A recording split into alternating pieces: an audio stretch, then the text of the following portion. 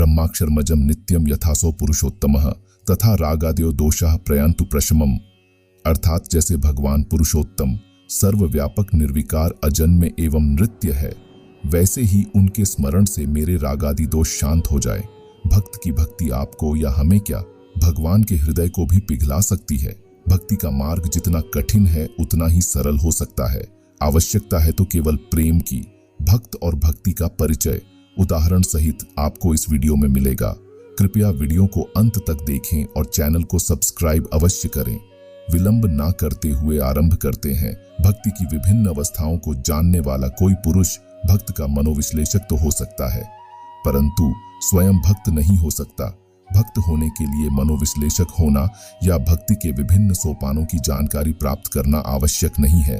ऐसा साधक अपने आराध्य या अपने प्रिय में पल पल अपने को विसर्जित करने का आनंद प्राप्त करता है। वह लहरों पर तैरती उस नाव के समान होता है जिसे यत्र तत्र सर्वत्र विशाल जल राशि सा अपना प्रिय दिखाई देता है। वह अपनी भावना के अनुरूप अपने आराध्य का दर्शन अपने अंदर की आंखों से करता है। इसके अतिरिक्त वह भक्त बाहर, घर में, मंदिर में, चिंतन में अथवा चर्चा में केवल उनके ही साथ जीता है। इसे हम एक कथा द्वारा समझेंगे। प्राचीन समय की बात है। कंडू नामक एक मुनि गोमती नदी के घाट पर एकांत स्थान में तपस्या करते थे। उनका तपोवन फूलों फलों से भरे वृक्ष और लताओं से बड़ा ही सुहावना था। वहां वे मुनि व्रत, उपवास, मौन करते, संयम आदि का पालन करते हुए कठोर तप में लगे रहते थे।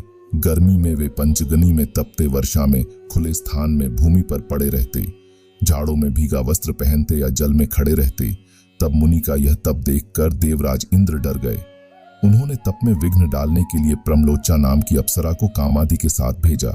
मुनि के आश्रम में आकर वह अप्सरा उनके सामने नाचने, गाने और उन्हें लुभाने लगी। कामदेव ने मुनि के मन में क्षोभ उत्पन्न कर दिया। मुनि अब तक अपने तप के ही बल पर रहने वाले थे, भगवान का आश्रय था नहीं। तो वे उस अप्सरा के वश में हो गए। कामवश होकर प्रमलोचा अप्सरा को उन्होंने आश्रम में रख लिया और तपोबल से स्वयं 16 वर्ष के युवक बनकर उसके साथ रहने लगे। वे अप्सरा में आसक्त हो गए थे। उनके स्नान, संध्या, हवन, तर्पण, व्रत, नियम और उपवास आदि सब छूट गए। इस प्रकार उस अप्सरा ने मुनि को अपने मार्ग से भटका दिया। कंडू मुनि कामवश उस अप्सरा में इतने आसक्त हो गए कि उन्हें रात दिन, पक्ष मास तो क्या, वर्षों का भी कुछ झात नहीं होता था। इस प्रकार 100 वर्ष बीत जाने पर अप्सरा ने स्वर्ग जाने की इच्छा की। मुनि ने उसे कुछ दिन और ठहरने को कहा। 100 वर्ष और बीतने पर प्रमलोचा ने फिर आज्ञा मांगी।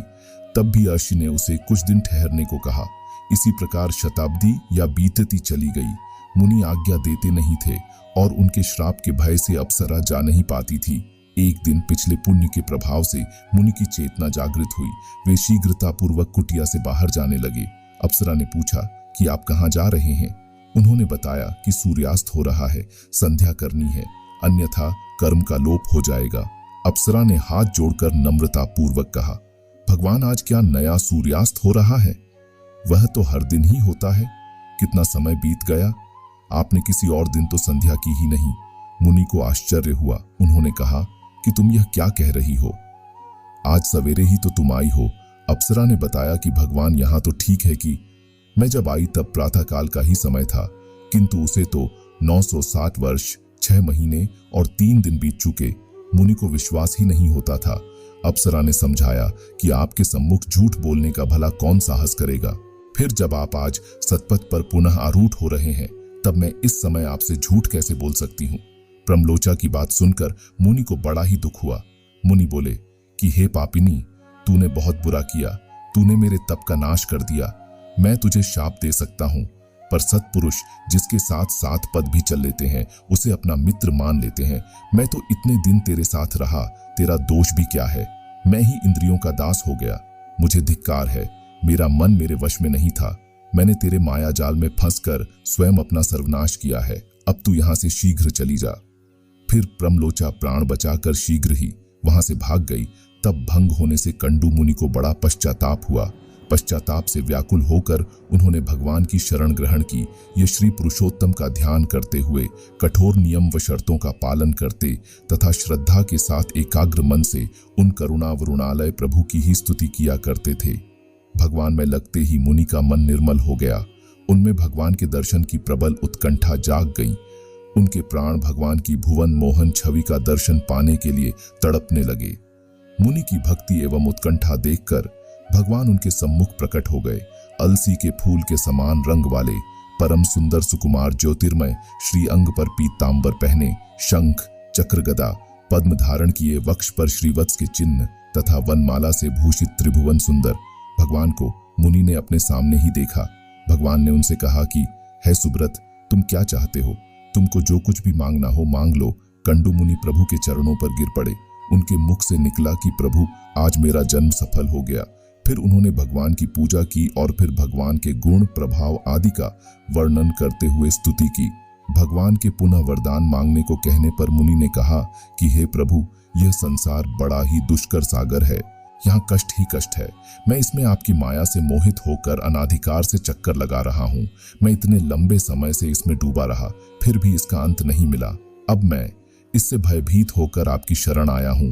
हे देव देवेश गोविंद, आप मुझ पर कृपा करें, मुझे इस संसार सागर से सदा के लिए पार कर दे। भगवान ने कहा कि मुनि, तुम्हें अवश्य मोक्ष प्राप्त होगा। स्त्री या पुरुष, किसी वर्ण का कोई भी मनुष्य हो, जो कोई भी मेरी शरण आता है, जो भी मेरी भक्ति करता है, वह अवश्य मुझे प्राप्त कर लेता है। भक्त वत्सल श्री हरि मुनि को वरदान देकर अंतर्ध्यान हो गए। कंडू मुनि ने भी समस्त कामनाओं का त्याग कर, ममता तथा अहंकार को छोड़कर, इंद्रियों को भली भांति संयम करके मन को भगवान में लगा दिया और वे देव दुर्लभ परम पद को प्राप्त हुए। वस्तुतः भक्त और भगवान एक ही मानस की दो स्थितियां हैं। भक्त दिखाई पड़ता है जबकि भगवान अनुभव में आते हैं। भगवान सर्वत्र है, परंतु जिसे वे दिखाई देते हैं वह भक्त कहलाता है। शास्त्रों से प्रेरक प्रसंगों से या सत्संग से भक्ति जागृत हो सकती है, किंतु भक्त होने के लिए अपने अंदर के राम के प्रति आस्था होनी चाहिए। उनके विराट तत्व के प्रति श्रद्धा और विश्वास के साथ अनन्यता भी होनी चाहिए। अनन्यता का तात्पर्य उस भाव से है जो गोस्वामी तुलसीदास का श्री राम के प्रति या मीरा का श्री कृष्ण के प्रति था। व्यक्ति पदार्थ तथा मूर्ति में अपने ही प्रिय को देखना भक्त की सात्विक दृष्टि का परिचायक है। जब अनन्यता सिद्ध हो जाती है तब मुक्ति के मार्ग उसके लिए खुले रहते हैं। हम आशा करते हैं कि आपको हमारी यह वीडियो अच्छी लगी होगी। अगर अच्छी लगी हो तो जय श्री राम लिखें और चैनल को सब्सक्राइब करना ना भूलें। मिलते हैं एक और ज्ञानवर्धक वीडियो के साथ, तब तक के लिए जय जय श्री राम।